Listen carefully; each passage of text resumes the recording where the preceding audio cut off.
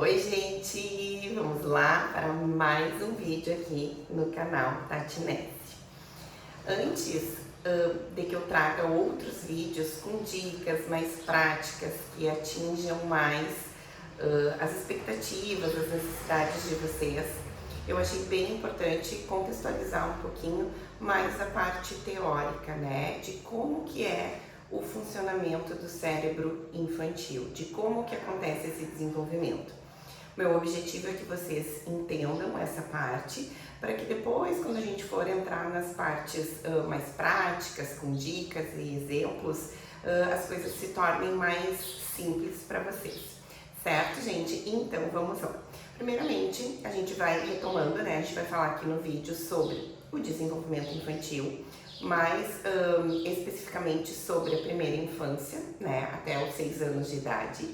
Então, para a gente entender um pouquinho como que funciona, tá, o cérebro de uma criança, a gente, para depois a gente poder aplicar as dicas práticas, né, a gente precisa entender, eu trouxe aqui para vocês um mini cérebro, que eu adoro, para explicar, né, o cérebro da criança, ele não nasce pronto, ele precisa estar em desenvolvimento. E quem vai contribuir nesse desenvolvimento somos nós, adultos, por meio das experiências, né, do suprimento das necessidades básicas da criança. Sim, ela tem necessidades básicas muito importantes na primeira infância, como rotina, sono, alimentação. Então, tudo isso vai moldando o cérebro para ele se desenvolver de forma adequada. Certo, gente?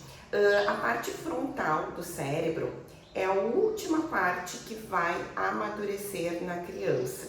Então, quando a gente for ali falar nas emoções, sobre as birras, né, sobre a tempestade emocional, sobre a intensidade dessas emoções, a gente vai falar dessa parte frontal, que é a última parte que vai amadurecer, que é a parte responsável pela regulação emocional. Lá por volta dos 3 anos e meio, 4 anos, é onde essa parte começa, então, a ficar mais madura. Até às vezes a gente comenta, né, dentro do déficit de atenção e hiperatividade, vou pontuando alguns exemplos, em que a gente diz que a criança é muito imatura impulsivamente, né? Então, em crianças com TDAH, por exemplo, isso demora ainda um pouco mais, né? Então, por isso que a gente diz dessa dificuldade de regular as emoções, dessa impulsividade, dessa dificuldade nas funções executivas, né? Que são as funções que o nosso cérebro opera.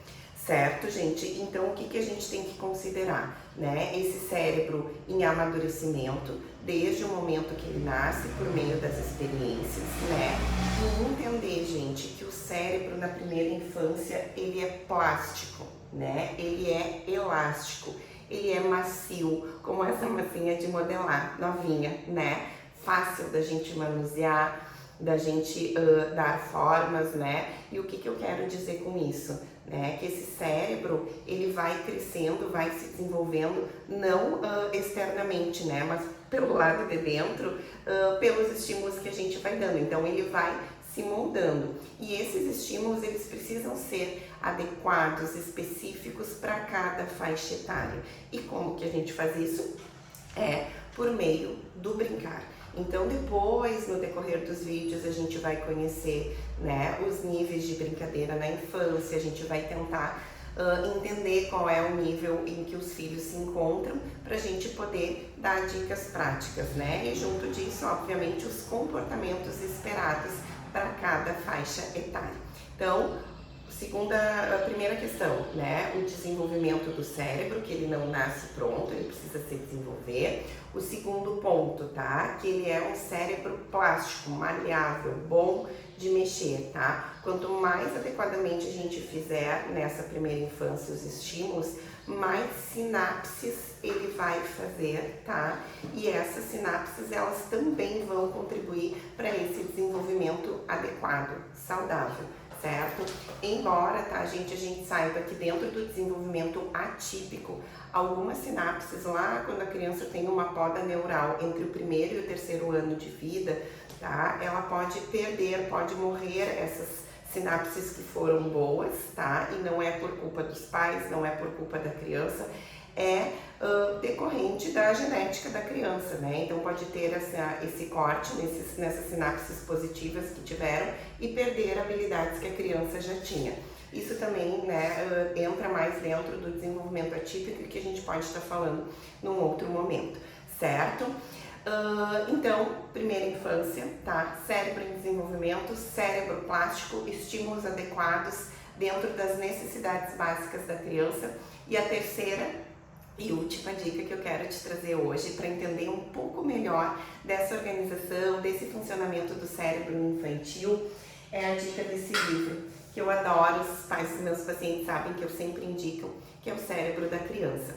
Dentro desse livro, de uma forma muito prática e muito didática, vocês vão compreender como que o cérebro é organizado, né? Como que é essa parte das emoções, parte da razão e parte da emoção, como é que essas duas partes se conectam dentro do cérebro, né? E como que a gente pode ajudar, né, diante das questões que a criança vem apresentando no decorrer do desenvolvimento.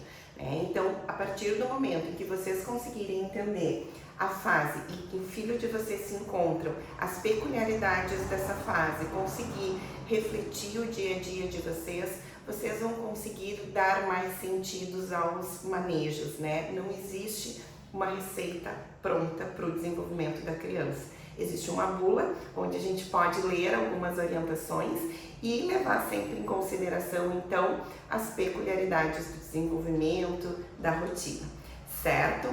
Espero que vocês tenham gostado.